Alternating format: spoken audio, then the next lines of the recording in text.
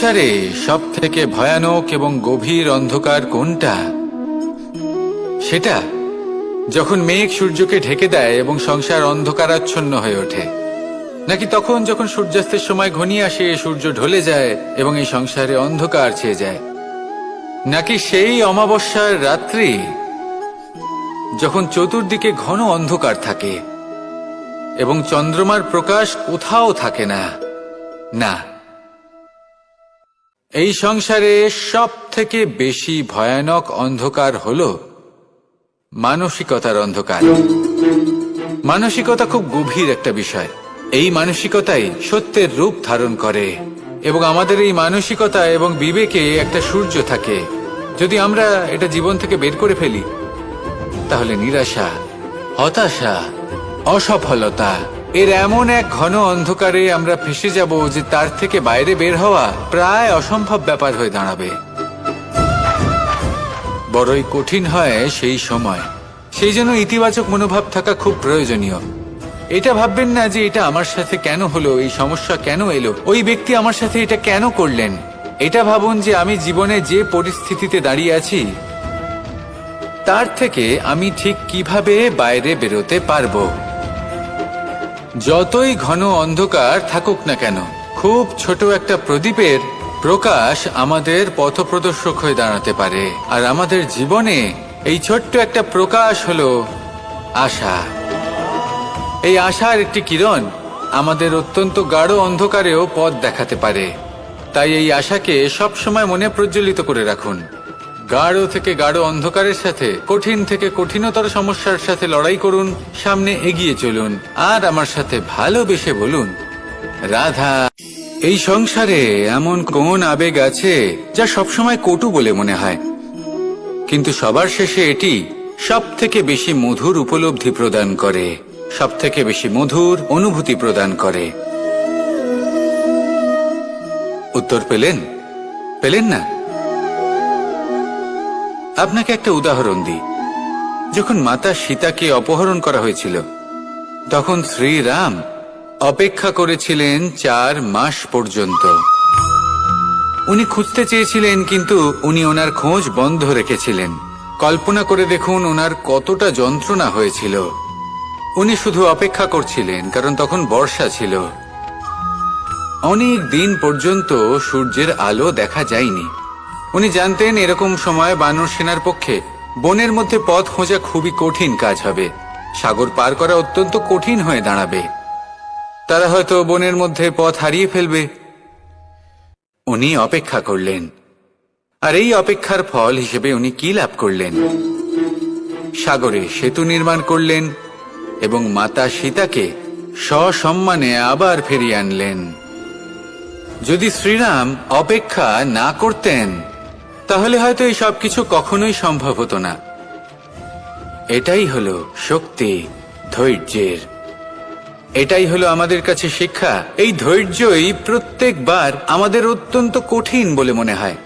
ধৈর্য ধরা অত্যন্ত কঠিন, কিন্তু অবশেষে এটাই সব থেকে শ্রেষ্ঠ ফল দান করে, সব থেকে মধুর উপলব্ধি, সব থেকে মধুর অনুভূতি প্রদান করে। তাই ধৈর্য ধরে থাকুন, সবকিছু শুভ হবে। আর তখন এই মন প্রফুল্ল হয়ে বলবে, রাধা রাধা। সুখ এবং দুঃখ এই দুই হলো আমাদের জীবনের অবশ্যম্ভাবী এবং গুরুত্বপূর্ণ অঙ্গ। আমাদের সকলের জীবনে কখনো সুখও আসে, আবার কখনো দুঃখও আসে। আমরা সবসময় ভাবি আমরা কিভাবে সুখ লাভ করব, কিভাবে আমরা দুঃখ থেকে দূরে থাকতে পারি। আর এই জীবনে যা কিছুই ঘটুক না কেন, সেই সবকিছু আমরা সুখ এবং দুঃখের মাপদণ্ডে মেপে থাকি। এবার এখানে একটা ছোট্ট বিষয় আছে। এটা ভেবে দেখতে হবে যে কে আসলে সুখী ব্যক্তি। সুখী ব্যক্তি হলেন তিনি, যিনি নিজের জীবনে নিজের কর্মের বিশ্লেষণ করে থাকেন, সেই বুঝে পদক্ষেপ নেন। উনি কি করতে চলেছেন সেটা উনি জানেন। আর যদি ওনার কোনো দোষ থাকে বা ভুল থাকে, তাহলে সেগুলো শুধরে নিয়ে এগিয়ে চলেন। সেই জন্য উনি সুখী হন। অন্যদিকে যে ব্যক্তি দুঃখী, তিনি কি করেন? তিনি নিজের উপর নয়, অন্যের উপর নিজের নজর রাখেন, যে তিনি কি করছেন, কিভাবে কর্ম করছেন। ওনারা অন্যের নিন্দা করেন, অন্যের সাফল্য দেখে ঈর্ষা করেন, ক্রুদ্ধ হয়ে যান, ওনাদের বাধা দিতে চেষ্টা করেন। সেই জন্যই তো ওনারা দুঃখী হন। এই সংসারে এমন অনেক ব্যক্তি আছেন যারা এই কারণে দুঃখী নন যে তাদের জীবনে দুঃখ আছে। তারা এই কারণে দুঃখ পান কারণ অন্যের জীবন অনেক বেশি সুখের। দেখুন, শেষ পর্যন্ত আপনাকে নিজের কর্মের প্রতি মনোসংযোগ করতেই হবে, অন্যের প্রতি নয়। কারণ আপনার জীবনে আপনার কর্ম হলো এমন একটা জিনিস যা আপনার নিয়ন্ত্রণে আছে। নিরন্তর চেষ্টা করতে থাকুন, নিজের কর্মকে বুঝতে শিখুন, শুধরে নিন, নিজেকে শ্রেষ্ঠ করে তুলুন। তখন সাফল্য নিজে থেকে আপনার কাছে আসবে, আর এই মন প্রসন্ন হয়ে বলবে, রাধা রাধা। মুক্তোর এই মালা দেখতে কত সুন্দর হয়, তাই না? যিনি ধারণ করেন তাকেও এটা শীতলতা প্রদান করে, আর যে ব্যক্তি দেখে তার চোখও এই দৃশ্য দেখে শান্তি উপলব্ধি করে। কিন্তু ভাবুন, যদি এমন কিছু হয় যে সুতো দ্বারা এই মুক্তোর মালা তৈরি হয়েছে সেটা কেউ ছিঁড়ে দেয়, তাহলে এই মুক্তোর মালা ছিঁড়ে যাবে আর সমস্ত মুক্তো মাটিতে পড়ে যাবে, ছড়িয়ে পড়বে। তখন কি আমরা এটা ভাববো যে এটা তো মাটিতে পড়ে থাকা বস্তু, এটা আমি তুলবো না? ভাববো না, তাই না? আমরা নিচু হয়ে একটা মুক্তো কুড়িয়ে নিই এবং আবার এদের সুতোর মধ্যে প্রবেশ করাই। কেন? কারণ এই মুক্তো হলো বহুমূল্য। এতে কোনো সন্দেহ নেই যে এই মুক্তো হলো বহুমূল্য। কিন্তু এর থেকেও অনেক বেশি বহুমূল্য হলো আমাদের জীবনে আমাদের সম্পর্ক, আমাদের বন্ধু বান্ধব। এই সম্পর্কেও কখনো কখনো বিবাদ হয়, মনোমালিন্য হয়, এগুলোও ছড়িয়ে যায়।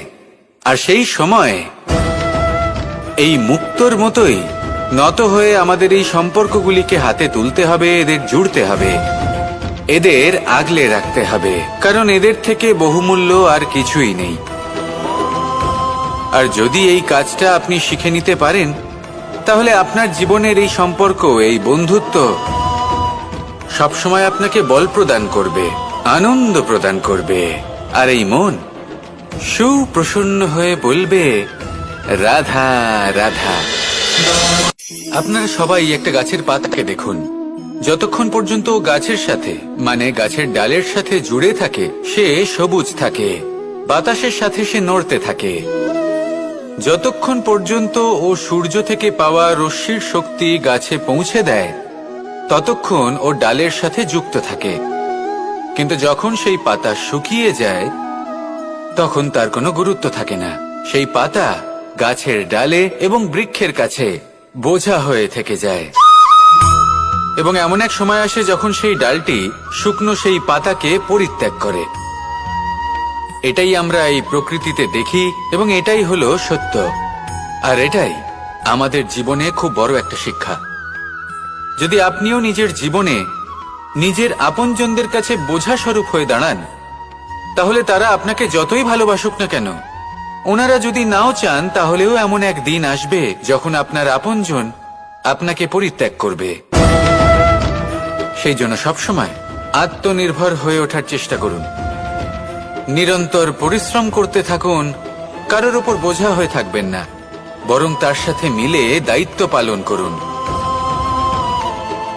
এমনটা করবেন, তাহলে আপনার সম্মানও বজায় থাকবে এবং সম্পর্কের মধ্যে আপনার মূল্যও বজায় থাকবে। আসুন আর আমার সাথে ভালোবেসে বলুন, রাধা রাধা। আমাদের মধ্যে এমন অনেক মানুষ আছেন যারা বই পড়তে পছন্দ করেন, অনেক মানুষ আছেন যারা ভিন্ন ভিন্ন রকমের কাহিনী পড়েন। এবার পড়তে পড়তে মাঝে এমন একটা অধ্যায় অবশ্যই আসে যা আমাদের হৃদয় স্পর্শ করে যায়। আমরা হৃদয় যন্ত্রণা অনুভব করি, তাও আমরা সেই কাহিনী শেষ পর্যন্ত পড়ি এবং তখন আমরা বুঝতে পারি যে সেই যন্ত্রণাময় অধ্যায়টি কেন এসেছিল, তার থেকে আমরা কি শিক্ষা পেলাম এবং আমরা অবশেষে লক্ষ্যেও পৌঁছলাম। কিন্তু যদি সেই যন্ত্রণাদায়ক অধ্যায়টিতে আপনি থেমে যান, আপনি যদি এটা ভাবেন যে আমি আর পড়তে পারবো না, তাহলে আপনি জানতেও পারবেন না যে পরবর্তীতে কি হতে চলেছে। এই মন দুঃখে ভরে উঠবে, মনে প্রশ্ন আসতেই থাকে যার উত্তর আমরা পাই না, নিজেদের লক্ষ্য বুঝতেই পারি না।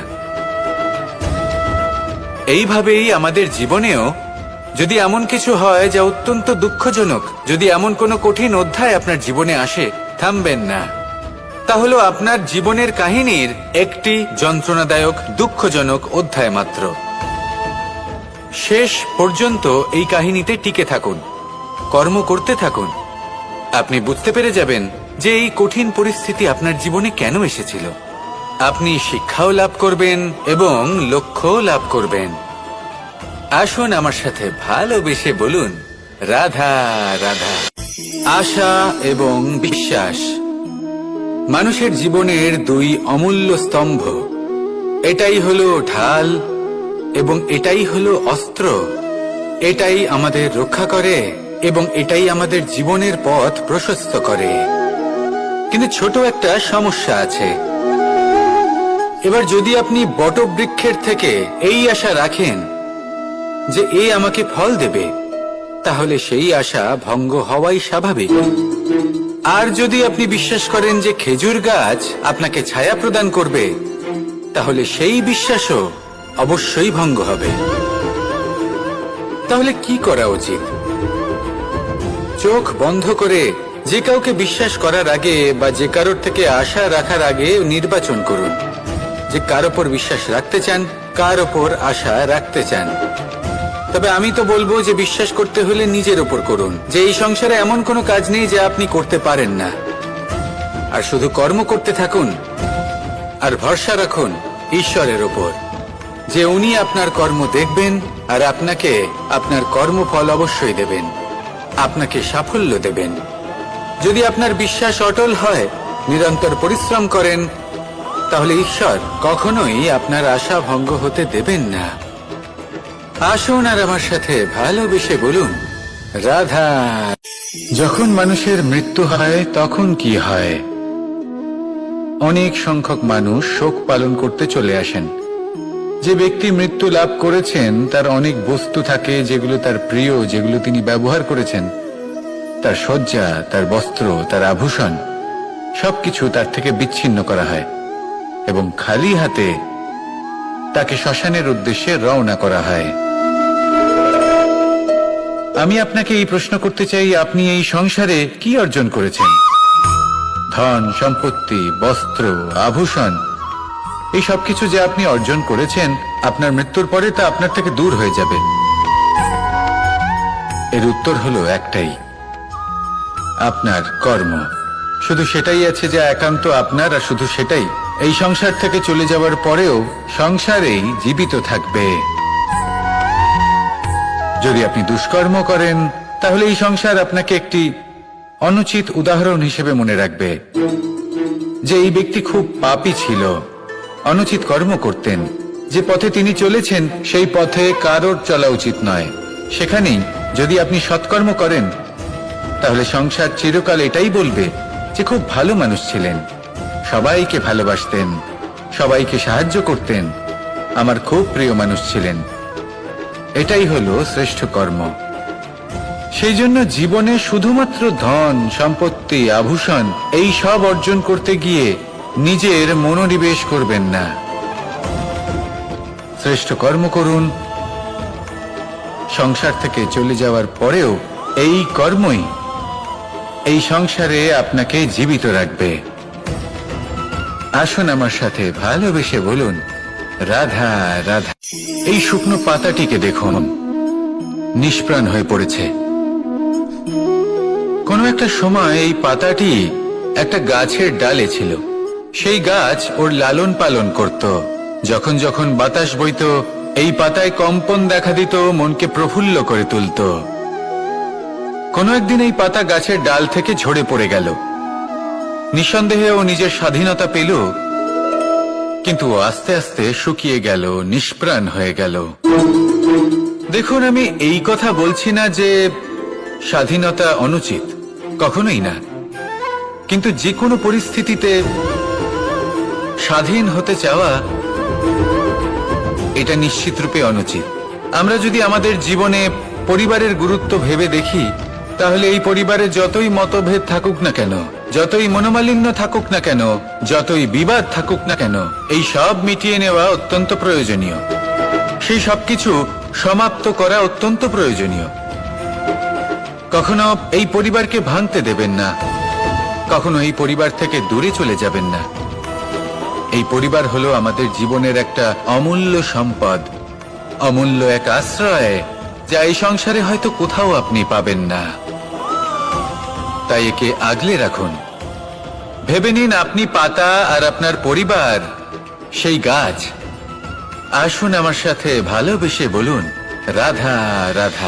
কখনো কখনো অন্ধকারের সাথে লড়াই করার জন্য আমরা প্রদীপ জ্বালাই। এতে প্রথমে সলতে রাখি, তারপর তেল ঢালি, তারপর আগুন জ্বেলে এটা প্রজ্বলিত করি। তারপর একটা সময় আসে যখন এই প্রদীপ নিভে যায়। কারণটা কি?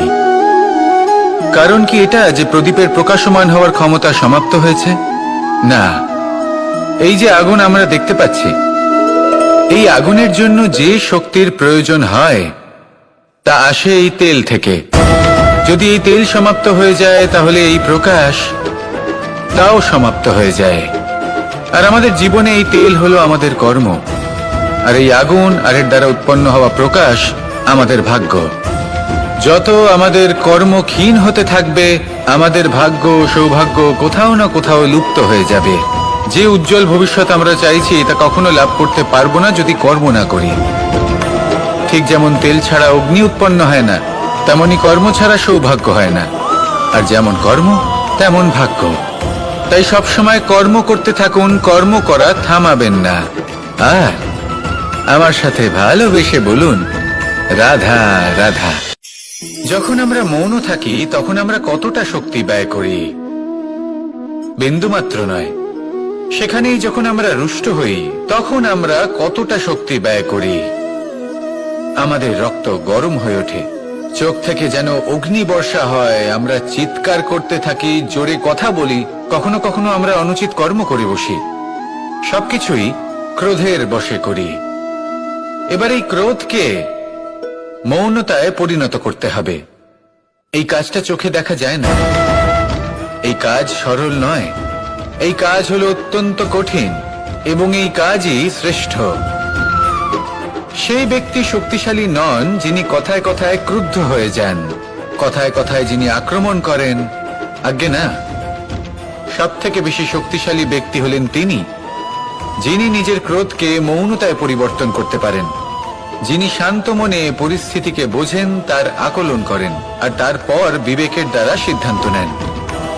তিনি হলেন সব থেকে শক্তিশালী ব্যক্তি। তাহলে সেই ব্যক্তি হয়ে উঠুন আর আমার সাথে ভালোবেসে বলুন, রাধা রাধা। আমাদের জীবনে গুরুজনেরা, জ্ঞানী মানুষজন সবসময় একটা কথা বলেন, ধৈর্য ধরো।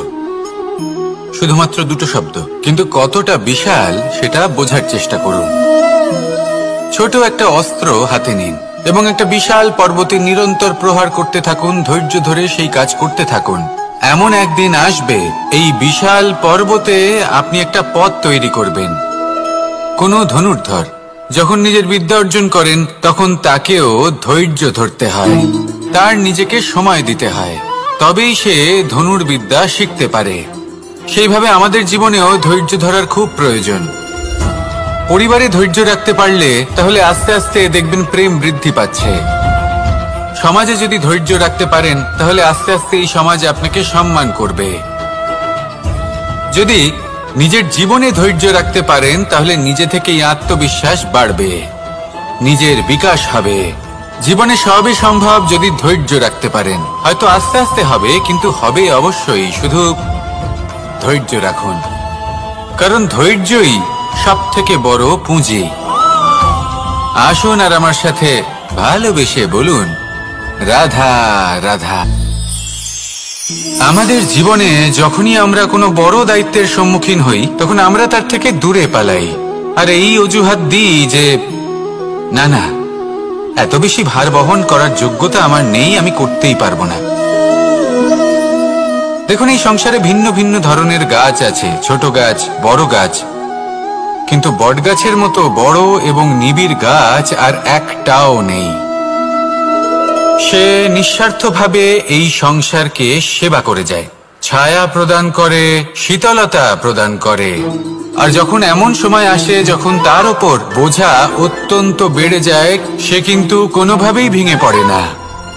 তখন সে নিজের নিঃস্বার্থ কর্মের ফল লাভ করে, সেই নিঃস্বার্থ কর্ম যা সে করেছে। তার দেহ থেকে ছোট ছোট ঝুড়ি বার হয় এবং তা কাণ্ডের আকার ধারণ করে। সেই কাণ্ড মাটির কাছে পৌঁছয় এবং তারপর তা বটগাছের সহায়ক হয়ে ওঠে। সে ভেঙে পড়ে যায় না। এইভাবে আপনিও জীবনে নিঃস্বার্থভাবে সবার সেবা করুন, ভালোবাসুন, সবাইকে সাহায্য করুন। যেদিন আপনার ওপর বোঝা অত্যন্ত বেড়ে যাবে, সেদিন এই সব মানুষ আপনাকে সাহায্য করার জন্য আসবেন, আপনার শক্তি হয়ে উঠবেন। আর আপনি বটগাছের মতোই মহান এবং বিশাল হয়ে উঠবেন। আসুন আর আমার সাথে ভালোবেসে বলুন, রাধা রাধা।